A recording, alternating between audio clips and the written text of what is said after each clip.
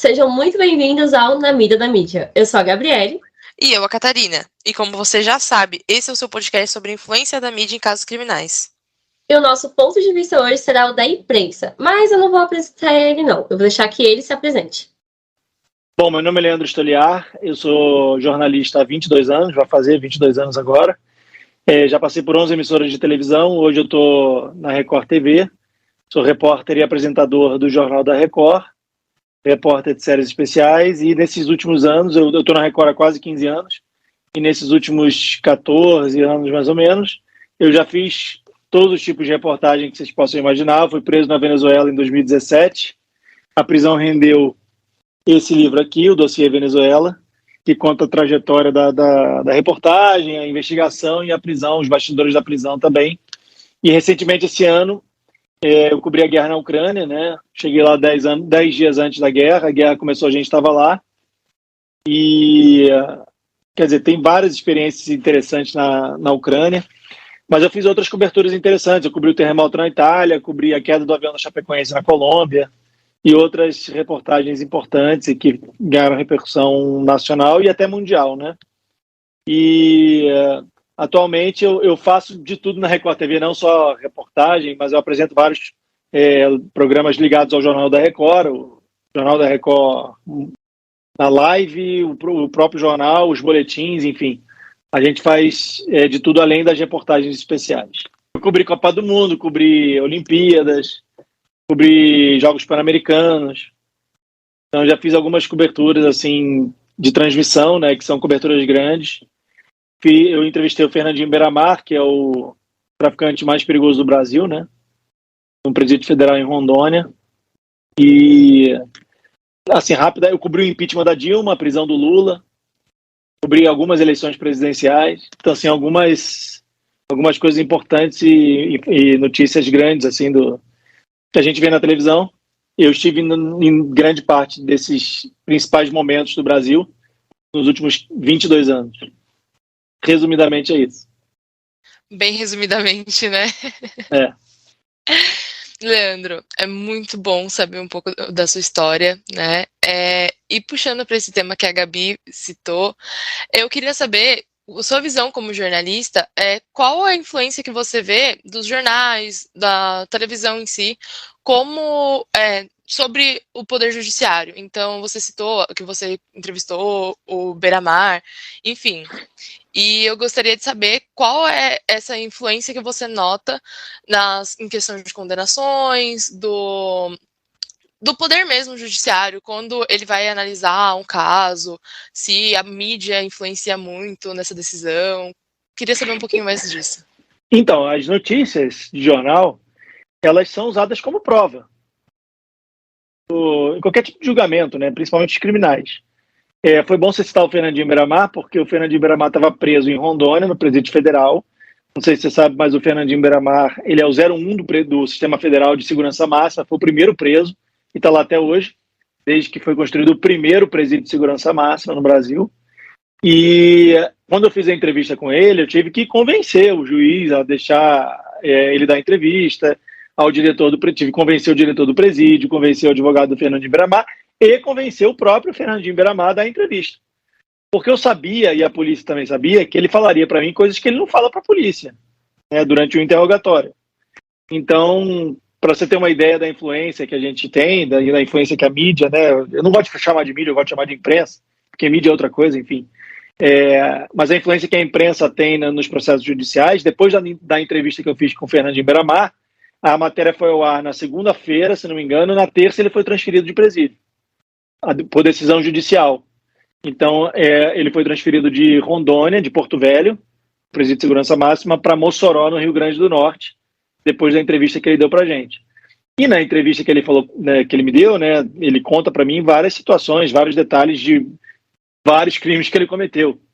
E isso ajudou uma investigação da Polícia Federal a prender a família dele toda, né, que estava comandando o crime, o Comando Vermelho, que é a facção criminosa que ele comanda, do lado de fora da cadeia, por intermédio dele. Então ele passava bilhete para o preso da cela ao lado, que tinha direito à visita íntima.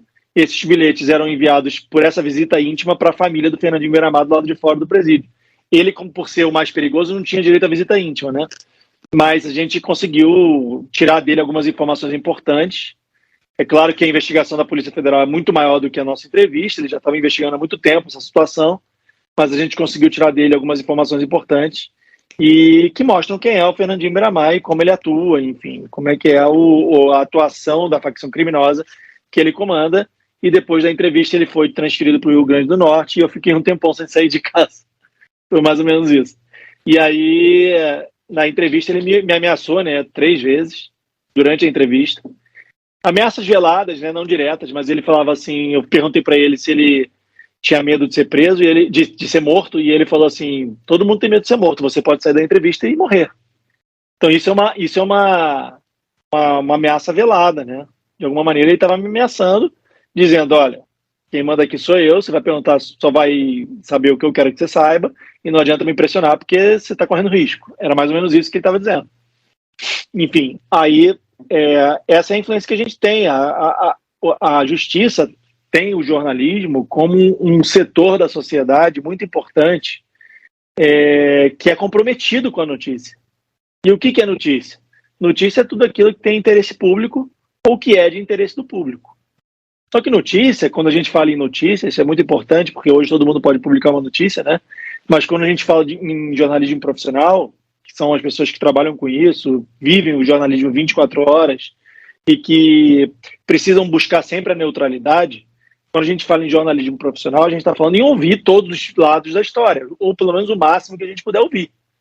E isso é um compromisso com a notícia, é o compromisso de fazer com que a pessoa que está em casa, ouvindo, assistindo, lendo, enfim, aquela notícia, ela possa formar a própria opinião dela. Não induzir a opinião daquela pessoa, mas fazer com que ela possa, por meio da informação que a gente está dando, das versões daquela história, formar a própria opinião. Então, a justiça tem os jornalistas profissionais como um setor importante que é comprometido com a notícia verdadeira.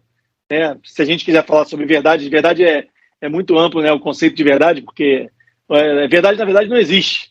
Se você for parar para pensar, o que é verdade, né? Na verdade, o fato ele tem muitos ângulos diferentes.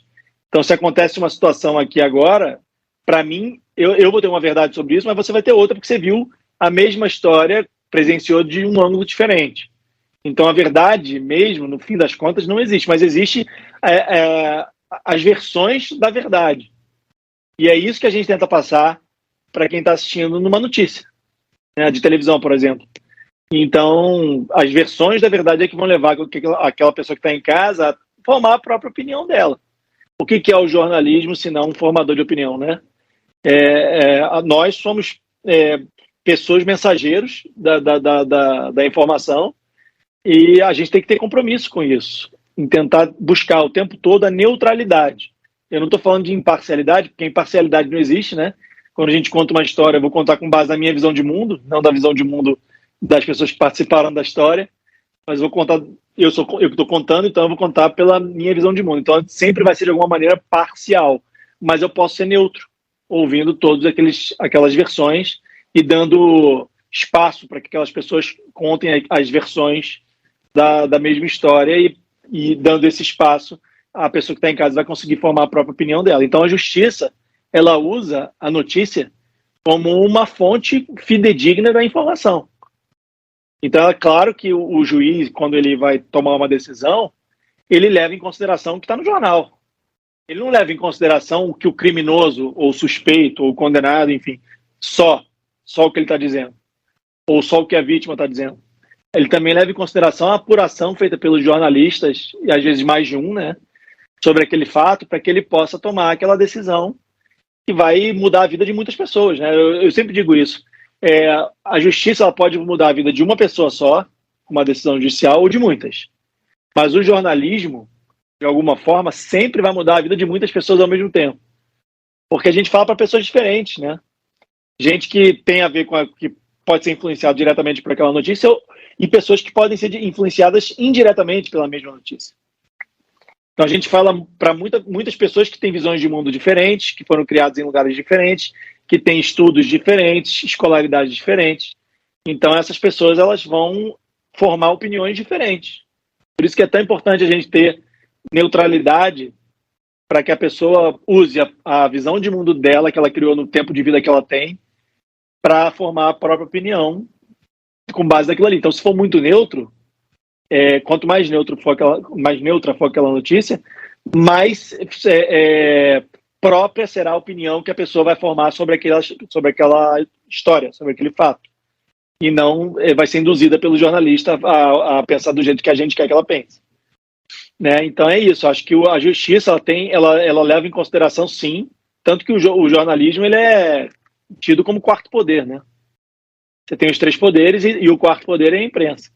Justamente porque a gente tem o poder, digamos assim, de formar opinião, de conduzir aquela opinião de alguma maneira, e a justiça usa isso para tentar tomar as decisões dela o tempo todo, né? Então a influência da imprensa na justiça é muito grande. Você citou que precisou convencer juiz, advogado, o próprio Beiramar, e eu queria saber se você vê essa relação de jornalista com justiça uma boa relação, ou se você acha que ainda existe muito empecilho da parte da justiça ou preconceito de deixar com que um jornalista tente descobrir um pouco mais sobre aquele caso.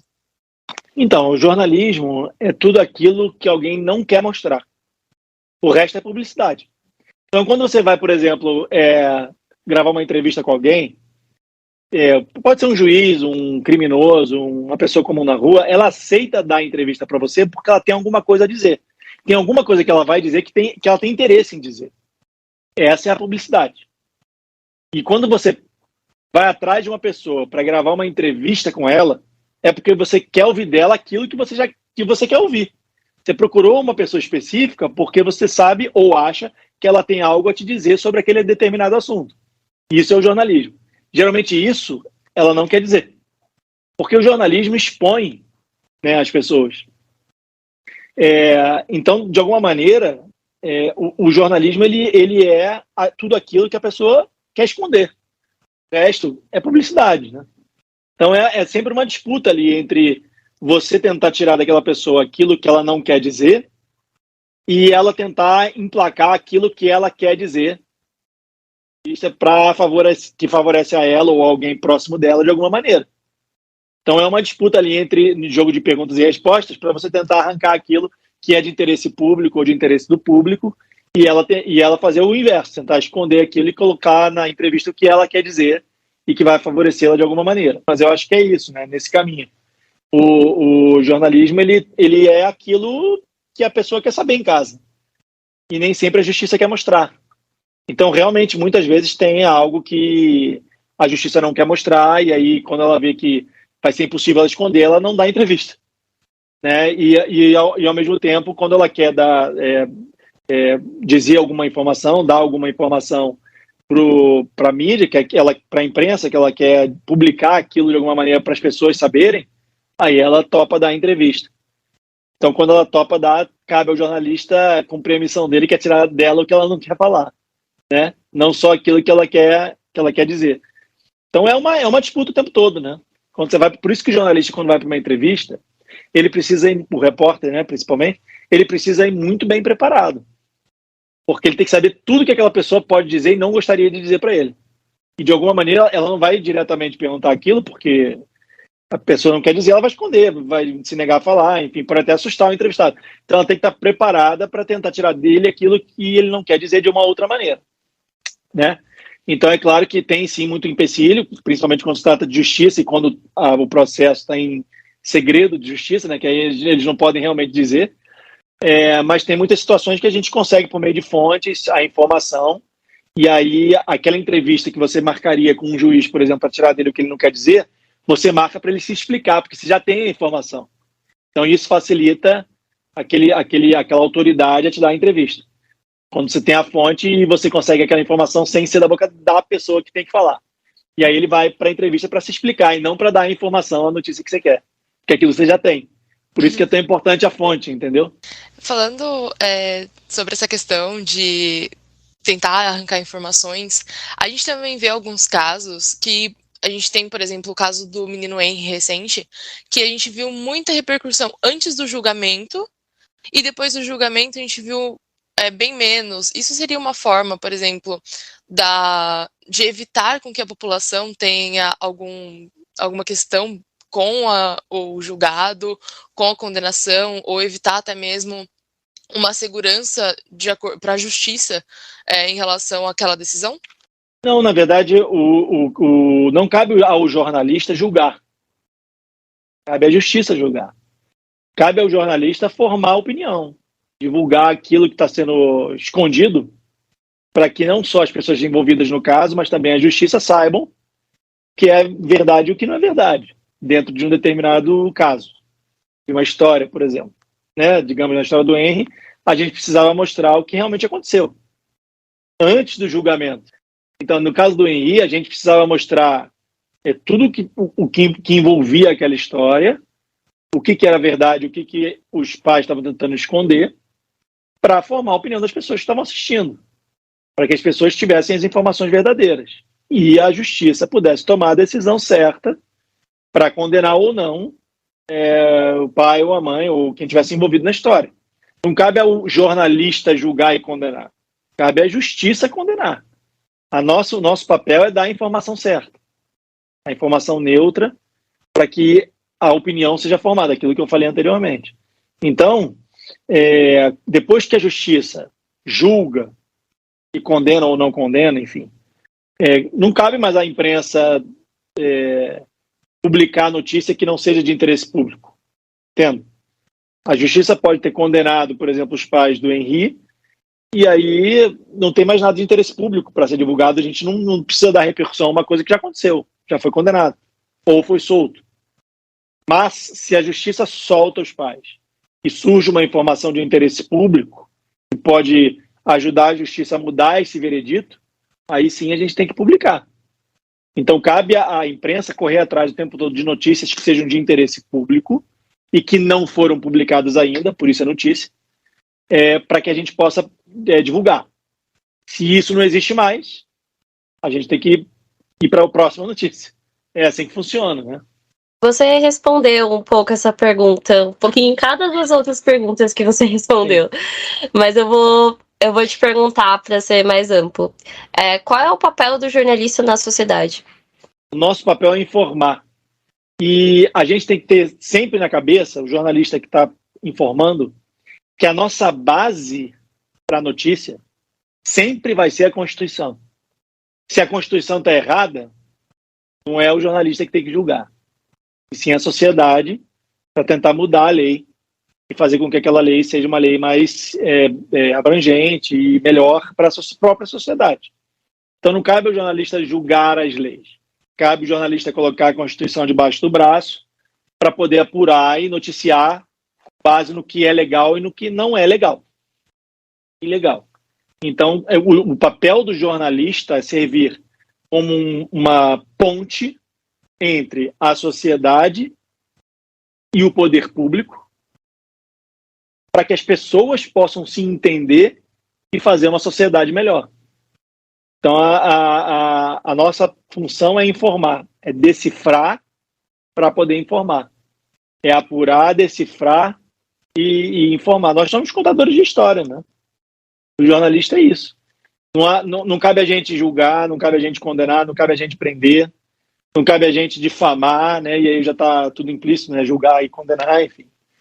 Mas cabe a gente, sim, ouvir de maneira neutra, mesmo quando a gente não concorda com aquela opinião, ouvir de maneira neutra e contar essa história de maneira neutra para que as pessoas que leem a notícia ou assistem a notícia possam tirar a própria conclusão sobre o fato.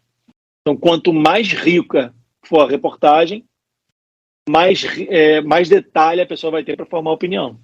Nosso papel é esse. Sua visão sobre os recentes trabalhos midiáticos que foram feitos em relação ao caso da Suzane e da Elise, tanto o documentário como os dois filmes, o menino que matou meus pais e a menina que matou os pais. Você acredita que existe uma... Corta, eu não assisti, eu não consegui assistir ainda. A jornalista que fez o documentário da Elise era uma repórter da SBT. trabalhava com a Lívia, com a minha esposa, esqueci o nome dela agora. Mas ela que fez o documentário. Eu não assisti ainda, não tive tempo, você acredita? Eu escrevi um livro, depois eu estou escrevendo um livro da guerra e fazendo milhões de coisas, eu não consegui ainda parar para assistir o documentário. Então, eu não consigo te dar opinião sobre como foi, o que foi feito no documentário. Mas eu sei que teve repercussão, foi uma repercussão boa. Foi bem. Eu acho que, sem assistir o documentário, tá? Eu acho que dar voz ao criminoso, a pessoa que está condenada pela justiça, tá? Não sou eu que estou julgando ninguém. Eu acho que dar voz ao criminoso, no caso do Fernandinho Beiramar, por exemplo, só é interessante, importante, quando ele tem uma informação de interesse público para dar. No caso da Suzane von Richthofen, por exemplo, ela mandou matar os pais. Não sei o que pode ter de interesse público numa pessoa que mandou matar o próprio pai, a não ser a história de terror, que é essa história, né? Que pode comover as pessoas, enfim, vira muito mais cinema do que jornalismo.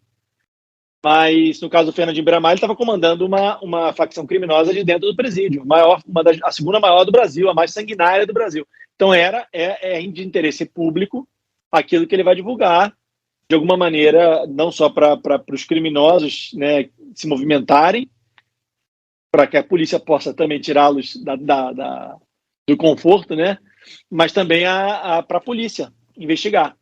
Então é um interesse público. Agora, eu não vi os documentários, eu não posso te dizer como é que foi, como é que eles foram feitos e avaliar isso. Mas eu acho que dar voz ao criminoso, nesse caso, um caso específico, que não interessa mais ninguém, a não ser a família dela, né? Não sei se isso tem interesse público. O que pode ter de interesse público nessa história? Como é feito esse trabalho do jornalista para que seja o mais limpa possível a decisão do público? Que ele fique do lado, seja do acusado ou do acusador? Então, o jornalista, eu digo que o jornalista, ele nasce jornalista. Ele não se forma jornalista, ele não se transforma num jornalista. A pessoa nasce jornalista. O que é isso? O bom jornalista é aquele que, é meio clichê o que eu vou dizer, mas isso serve para a nossa vida como profissional. O bom jornalista é aquele que ouve mais e fala menos. Por que eu estou dizendo isso? Porque ele precisa ouvir as histórias, ele precisa estar aberto para ouvir as pessoas. Quando ele já chega numa notícia, num fato, com uma opinião formada, ele se bloqueia outras opiniões. Ele já chega com um muro que impede que o repórter veja além daquilo que já está sendo dito. Então, eu acho que quando a gente vai para uma notícia, para um fato, para um acontecimento, para cobrir uma informação, a gente tem que ir sem esse muro. A gente tem que saber ouvir as pessoas. E cabe ao jornalista, com uma experiência, com um olhar apurado, descobrir quem são as pessoas que podem falar algo de importante e que possa influenciar aquela informação, aquela história, para ir atrás dessa pessoa e gravar com ela, tentar ouvir a entrevista dela, a opinião dela, a versão dela. Então, eu acho que o mais importante para o jornalista é ele não ter esse muro. Saber ouvir e não ter o bloqueio de uma própria opinião formada sobre aquilo para poder contar da forma mais neutra possível. Então, eu acho que, no fundo, a gente sempre vai ter uma opinião sobre todos os assuntos, né? O brasileiro vai de técnico da seleção brasileira a cientista político em 30 segundos. Mas eu acho que, como jornalista, em casa eu posso ter a opinião que eu quiser, falar o que eu quiser e tal. Mas, como jornalista, eu preciso estar aberto a ouvir as opiniões, as versões, as histórias das pessoas envolvidas naquela notícia para que eu possa, da maneira mais neutra possível, escrever aquela história sem colocar a minha opinião tão evidente, porque ela vai, de alguma maneira, vai estar lá. Como eu falei, não existe imparcialidade. De alguma maneira vai ser parcial, mas ela não precisa ser tão evidente. Então, para ela não ficar tão evidente, eu preciso estar aberto a ouvir as histórias e contar a história da maneira mais neutra possível. Eu acho que é isso. O jornalista tem que ser honesto. Principalmente honesto.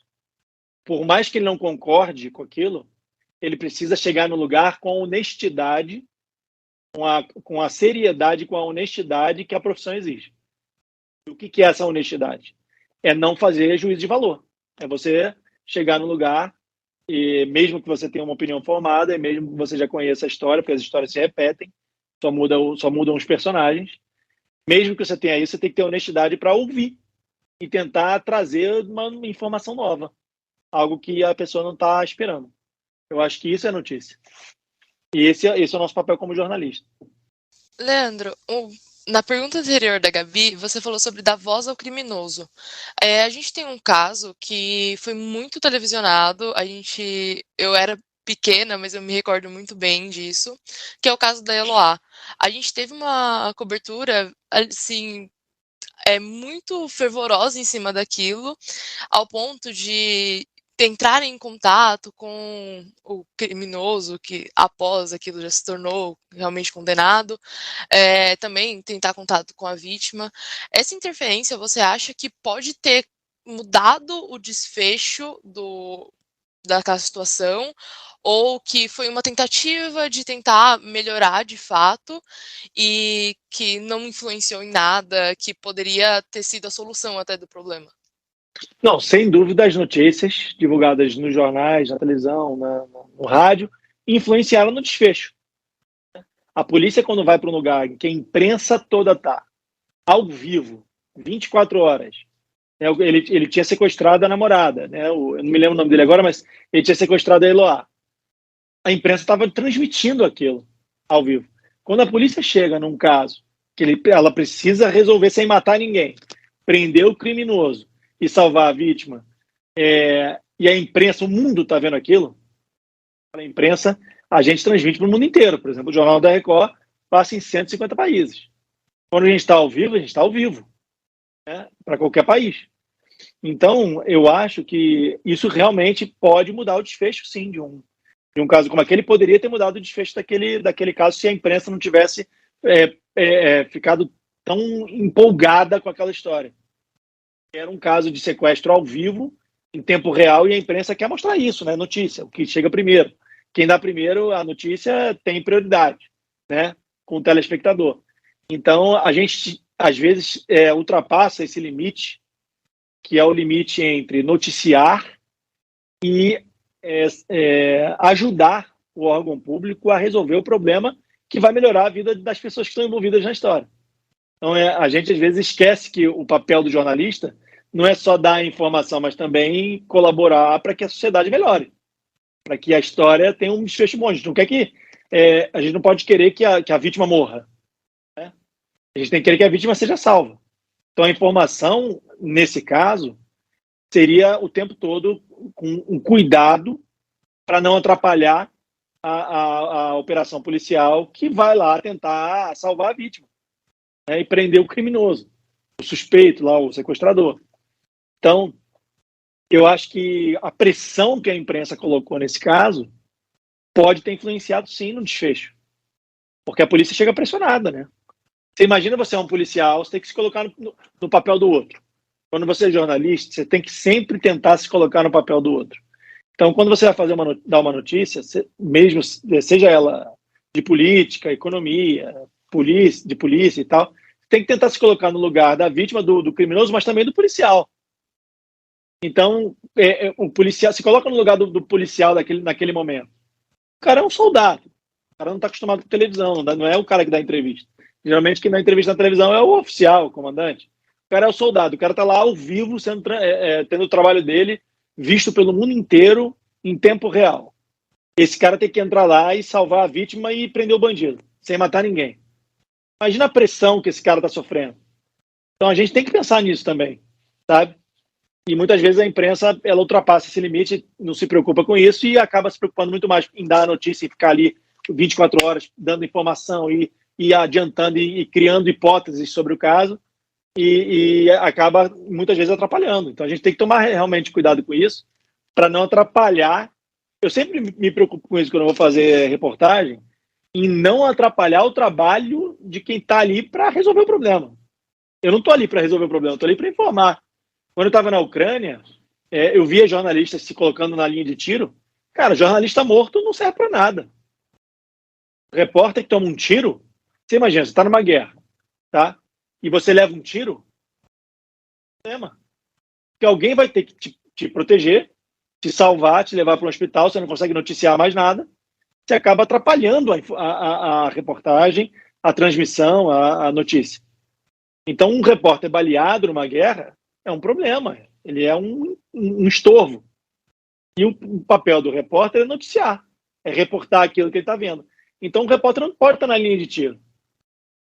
Se posicionar num lugar em que ele não atrapalhe a notícia e que ele tenha segurança para reportar aquilo que ele está noticiando. O papel do repórter é dar a notícia.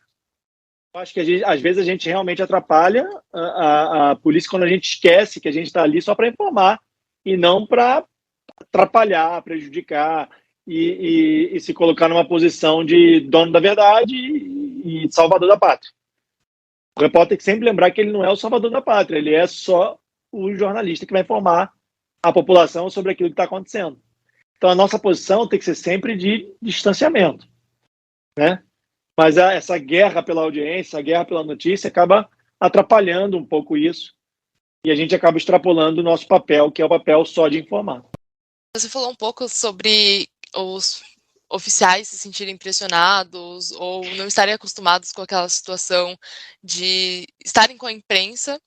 E com isso você conhece algum caso que você já atuou, que algum colega tenha participado, que com essa pressão o oficial acabou soltando alguma informação sobre investigação ou sobre o caso que atrapalhou total aquilo? Muitos casos. Eu tenho um caso que eu era repórter da TV Globo no Rio e eu fui fazer uma entrevista com o porta-voz da Polícia Militar, era o bambambam da Polícia Militar, sobre um determinado caso, não me lembro agora qual foi, que ele deu a entrevista quando a gente desligou ao vivo, o governador ligou para ele e demitiu. Porque ele deu uma informação que ele não podia ter dado. Então, isso é notícia. Porque a gente foi lá e deu a notícia que ele queria esconder, fez jornalismo. Mas prejudicou a vida dele, de alguma maneira. Porque ele foi demitido do cargo por conta dessa informação que ele deu. Então, isso acontece o tempo inteiro. A gente tem que se preocupar com isso também. A gente tem que pensar o seguinte, até que ponto essa informação é de interesse público e é importante para o fato, e é isso a gente é pago para fazer, não só para reportar, mas para avaliar, analisar, filtrar, enfim, esse é o trabalho do repórter, né? Eu tinha um chefe que dizia para mim, se eu pudesse publicar 1% de tudo que eu tenho certeza, eu estava milionário. Se eu pudesse publicar 1% de tudo que eu tenho certeza, eu estava rico. Então, assim, a gente não pode sair publicando tudo.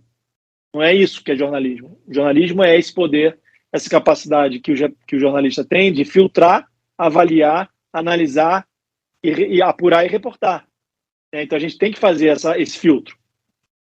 E como a gente estava ao vivo, eu não tive tempo de fazer filtro nenhum. Ele falou ao vivo. Ao vivo você não tem que fazer, é ao vivo. E o governador estava assistindo e demitiu o porta-voz. Então, isso pode acontecer. Quem aceita dar uma entrevista ao vivo sabe disso. Então a gente não tem como ser babá do porta-voz da Polícia Militar, mas eu numa reportagem gravada, eu posso filtrar sim, e tenho que filtrar, esse é o meu papel como jornalista, e filtrar de maneira neutra, o que é difícil, né? Eu tenho que pesar, isso aqui eu vou fazer com que ele seja demitido, mas isso aqui vai influenciar a vida de 1 milhão de pessoas, então é mais importante publicar e ele que resolva com o chefe dele, ou não, isso aqui não tem interesse público nenhum, e eu vou prejudicar o cara, então não vou publicar. Não vou fazer o cara ser demitido por uma informação que não vai mudar a vida de ninguém. Entende? Então, isso tudo é papel do jornalista fazer. E já teve algum caso que a notícia ajudou? Citando, você falou que tem muitos casos. Muitos. Milhares, acho que todos. Praticamente 99% das vezes a gente ajuda. O trabalho, pelo menos o papel do jornalista é esse. É noticiar para ajudar a vida de alguém, ou de muitas pessoas. E a gente consegue, muitas vezes, ajudar sim. Por exemplo, na queda do avião da Chapecoense, a gente conseguiu mostrar tudo o que aconteceu e revelar que o problema foi o dono da companhia aérea querer economizar R$10 mil conta de combustível. E aí isso mudou a forma como eles fazem o plano de voo, né? No mundo. Então você imagina como é que isso... Não foi a minha matéria, porque lá tinha repórter no mundo inteiro. Mas foi a notícia, a forma como a imprensa tratou aquela notícia e publicou aquilo no mundo inteiro, fez com que as companhias aéreas revessem o plano de voo, como é feita a fiscalização do plano de voo. Porque houve uma corrupção ali. Então, as notícias geralmente ajudam. 99%. O papel é ajudar 100% das vezes, mas nem sempre a gente consegue. Né? Como o jornalista e a polícia, a perícia, podem caminhar juntos? O trabalho da polícia é investigar e prender. Né? O trabalho da perícia é colher, possa investigar e prender. E qual é o trabalho da imprensa? É noticiar isso. Então, quando eu já fiz muitas matérias de polícia, com perícia, com investigação, enfim, a minha vida inteira praticamente eu fiz isso. Então, o jornalista precisa entender o papel de cada setor, de cada parte envolvida, para que uma não atrapalhe a outra. Para que ele não atrapalhe a perícia, para que ele não atrapalhe a investigação policial, enfim. Porque se o jornalista dá uma informação que não deveria ser dada naquele momento, porque a informação ela tem tempo. Né? Você pode dar a informação agora, daqui a 10 minutos, daqui a 10 dias. A informação tem tempo. E se você der a informação no tempo errado, isso tudo pode influenciar lá na frente até a decisão judicial que vai definir se aquele cara cometeu o crime ou não. Se aquele incêndio foi criminoso ou se foi por acaso. Então, isso tudo a gente precisa ter na cabeça, a gente como jornalista, ter na cabeça que cada um tem o seu papel e que o papel de um não pode atrapalhar o papel do outro. Então, por exemplo, se eu sei que divulgar agora que a perícia encontrou sangue de um crime, de uma pessoa X no local do crime que não tem nada a ver com a história e publico, eu estou colocando aquela pessoa que não tem nada a ver com a história já na história, antes da perícia avaliar se o sangue é realmente dela, né? E se a polícia investigar, antes da polícia investigar se ela realmente tem alguma relação com a história ou se aquele sangue já estava ali antes. Então, quando a gente publica naquele momento, na hora errada, a gente influencia toda a cadeia. Então, o jornalista ele precisa entender qual é o papel dele, em que momento ele pode publicar a notícia, para não atrapalhar as outras etapas do processo e continuar, assim, dando notícia. Porque eu acho que esse é o grande lance, né, da reportagem, da informação, da fonte. Quando a fonte confia em você e você confia na fonte, essa relação estreita é que faz com que você continue dando notícia mesmo sabendo de uma informação que você não pode dar ainda. Então você vai caminhando junto com a perícia e com a investigação e dando notícias que são notícias e que você pode dar antes daquela investigação terminar, sem atrapalhar a investigação. Então isso é um trabalho em equipe, mesmo que a gente não seja da mesma equipe. E aí é uma questão de fonte, de confiança, e que o jornalista vai conquistando do dia que ele se forma, que ele começa a trabalhar no jornal até o fim da vida. Né? Eu tenho fontes que me ligam até hoje do Rio de Janeiro. Eu trabalhei 20 anos atrás, então essa fonte confia em mim. Teve uma história, não sei se vocês lembram do massacre de Realengo, que o cara entrou na escola atirando e matou um monte de criança. Eu estava ao vivo quando o bombeiro me ligou, uma fonte minha, que estava lá dentro da escola e falou: olha, tem 8 crianças feridas e 13 mortas aqui na minha frente. Eu falei: tem certeza? Ele falou: estou contando, 1, 2, 3, 8 e 13. E o meu chefe não acreditou em mim, falou: pô, não dá essa notícia agora. Vou mandar um repórter lá, eu estava ao vivo em outro lugar. E aí eu estava na Record já, a Globo começou a dar a notícia, deu primeiro 3 mortos, 5 feridos, e foi aumentando até chegar nos 8 e 13. Não me lembro se o número era esse exatamente, mas até chegar no número que eu tinha às 8 horas da manhã, ela só foi dar 8 horas da noite. Então aquela fonte confiou em mim, e era uma fonte que eu confiava, e me deu a informação correta. A gente deixou de dar um furo de reportagem porque o chefe não confiou na minha fonte. E, na verdade, eu que tenho que confiar, né? Então isso tudo é um trabalho que a gente precisa construir desde o início da carreira, para que no dia que aconteça uma informação, uma notícia importante, você saiba até onde você pode ir, em quem você pode confiar, e até onde a notícia não vai atrapalhar o trabalho da polícia. Isso tudo não é subliminar, mas é algo que não está escrito no livro. Isso você aprende na experiência, no dia a dia da rua. Mas é importante que o repórter não atrapalhe a investigação, sob pena dele mesmo conseguir continuar dando a notícia sobre aquele fato, ou porque a fonte parou de confiar nele, ou porque atrapalhou a investigação e ela vai ter que recomeçar do início, né? Então isso tudo é um trabalho que o jornalista precisa saber fazer. Você falou que participou de casos com perícia, com polícia, mas a gente também tem a situação do dossiê Venezuela. Eu queria saber, da sua parte, o que te deu mais emoção de estar ali naquilo, vendo aquilo ao vivo, de vivendo aquilo. Se você acha muito mais interessante você ter um caso criminal, um caso sanguinolento ou um caso criminal também, de certa forma, mas que você está correndo atrás de investigação com um poder, assim, enorme, que foi o caso da Venezuela. Não, é um baita tesão. Eu acho que todo jornalista quer ir para um caso que vai influenciar o país inteiro. E não um caso que vai influenciar só a rua as pessoas da rua onde a gente mora, né?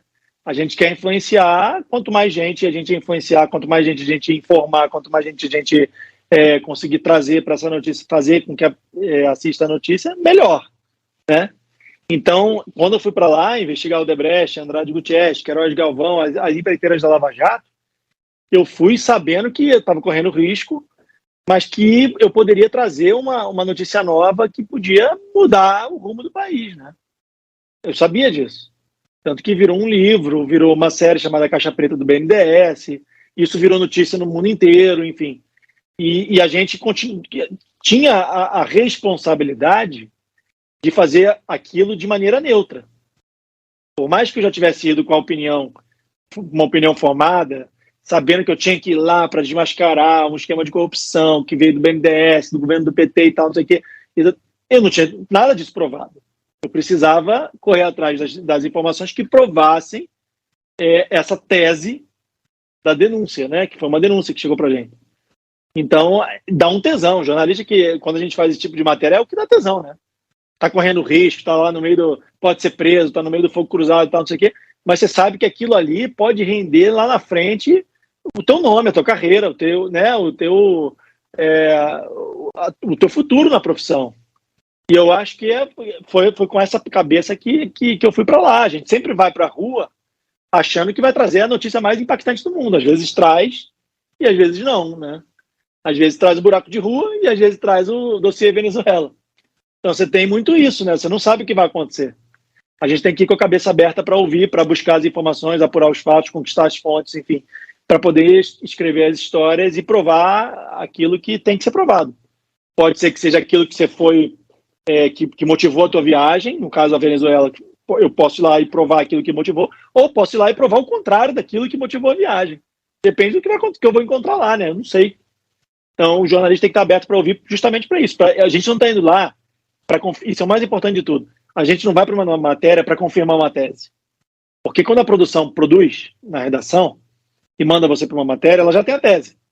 Você vai lá fazer a matéria da corrupção do governo do PT na Venezuela envolvendo desvio de dinheiro do BNDES. Essa é a tese deles. Essa foi a denúncia, né? Mas qualquer pessoa pode ligar para a redação e fazer uma denúncia. Eu não sei se a denúncia é verdadeira. Então não tem que eu, como repórter, eu não posso pegar essa informação e ir lá para confirmar a tese. Eu tenho que ir lá para apurar a informação e ela pode confirmar a tese, ou não. Pode confirmar o contrário da tese. Olha, não foi bem isso, a história é outra, mas é notícia, né? E acabou que no fim das contas a notícia virou a prisão, né? Enfim. E é isso, a gente acabou mostrando que existe, sim, financiamento via BNDES de obras em outros países e que esse dinheiro veio do Brasil e que as obras não existem. O que a gente não conseguiu provar nessa investigação é se esse dinheiro que saiu do BNDES e foi para a Venezuela e desapareceu, se alguma parte desse dinheiro voltou para o PT. Isso a gente não conseguiu provar. A gente foi preso antes de provar isso. Mas que o dinheiro sumiu. As obras não existem e o dinheiro saiu daqui, né? Então já é a metade do caminho andado. A gente não conseguiu dar continuidade porque foi preso. E o país vive uma ditadura, né? Outros repórteres voltaram lá para tentar confirmar isso. Alguns foram expulsos, outros foram presos também. Então, é uma notícia que é importante, mas não é só na Venezuela, né? São vários países. Eu, por acaso, fui para a Venezuela. Você vê essa transformação do caso em livro como uma forma de alcançar públicos que, por exemplo, nunca chegariam na reportagem ou que nunca chegariam em outra forma de conhecer um pouco sobre isso, mas conhecendo através do livro? Sim, o papel do livro, da investigação, da reportagem e, consequentemente, do livro, é informar a maior quantidade de pessoas que a gente puder. É fazer com que as pessoas que não têm informação, que não têm acesso à televisão, que não têm acesso à internet, mas que pode ter um livro, e que gosta de ler ou não gosta de ver televisão, que ela consiga ter essa informação. O papel do livro é fazer com que a pessoa que tem interesse em saber os detalhes daquela história possa ter acesso a isso. Porque a notícia de televisão, você sabe que tem um tempo, né? Ela tem uma minutagem, você não consegue colocar tudo dentro de uma reportagem de televisão. Só num livro mesmo. E aí a gente consegue, com um livro, contar os detalhes daquilo que aconteceu. E ela pode formar a própria opinião dela. O papel do jornalista que escreve um livro sobre uma determinada notícia é dar detalhes que ele não conseguiu colocar na notícia. Então eu quero levar às pessoas informação. Nosso papel é informar. É fazer com que as pessoas tenham um conteúdo, repertório, informação, para que elas possam discutir sobre aquilo, formar opinião e discutir sobre aquilo para mudar o país, né? Para mudar as leis, para mudar aquilo que acontece no país. Recentemente fiz uma matéria que virou projeto de lei em Brasília, enfim, que eles estão discutindo agora se vai virar lei ou não. E veio de uma reportagem que eu fiz. Eu não me lembro agora o que foi, mas foi essa semana retrasada, foi recente. Isso aconteceu. Então acontece muito, né? Às vezes não serve para nada, mas os políticos assistem. Então eles falam, opa, isso aí tem que ser um projeto de lei, vamos fazer aqui um projeto de lei. Essa é o nosso papel, né? Querendo ou não, a imprensa tem uma grande influência na mídia e espero que seja tratado da melhor forma possível sempre, né? Por isso que a gente tem que ter responsabilidade. Exato. E por isso que eu acho que não é qualquer um que pode chegar lá e publicar uma notícia, porque a gente não sabe quem é, né? Se ele tem compromisso ou não com a notícia, se ele vai responder por aquilo ou não. Enfim, tem uma série de situações, de detalhes, e dá para ficar 2 horas aqui discutindo. Mas a gente tem uma responsabilidade muito grande e compromisso com a vida das pessoas, né? Quando a gente publica uma notícia, a gente tem compromisso com essa notícia.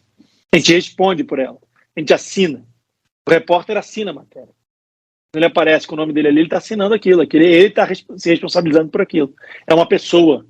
Não é uma imagem do Twitter, uma foto do cachorrinho no Twitter que publicou uma notícia que a gente não sabe se é verdadeira ou falsa. É isso.